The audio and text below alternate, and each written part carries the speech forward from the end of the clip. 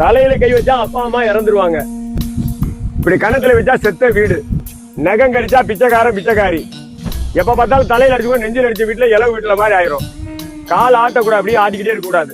ஒரு ஓனர் இருக்கான்னு வச்சுக்க, சேர்ல உட்காந்து சாஞ்சிக்கிட்டு இப்படி ஆட்டுவான், இப்படி ஊதுவான், 2 நாள்ல கம்பெனி மூடிடுவான். இப்படி செல்லால சாயக்கூடாது.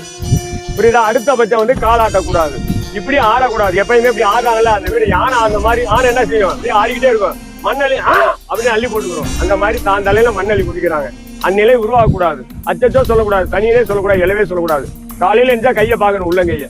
இறைவா இன்னைக்கு பொழுது நல்ல பொழுது. ஆனா இவர் சொன்னது எதுவுமே பண்ணாம இருந்துச்சு. அவர் சொன்னதெல்லாம் கரெக்டா பின்பற்றுறீங்கன்னு வச்சுங்களேன், 60 நாள் அம்பானி ஆயிடுவீங்க. ஏன்னா சாமி ஆகிட்டாரு அம்பானியா. எங்க திருவண்ணாமலை கிரிவலம் சுத்துறதுல அம்பானி ஆயிடுங்க பண்ணுது. அதை பண்ண விடாது, இதை பண்ண விடாது. ஏன் உயிரோட இருக்கிறீங்க, செத்து போடுங்கன்றீங்க பேசாம. பொறுமைய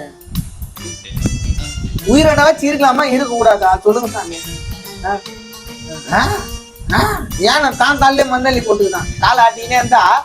ஏன்னா கால் ஆட்டுறது தான் தள்ள மண்வாரி போட்டுக்குதான். அது மாதிரி நம்மளும் தாங்கல. கால் ஆட்டினா தலையில மண்வாரி போட்டோம். என்னடா சம்பவம், எல்லாம் எடுக்கும்.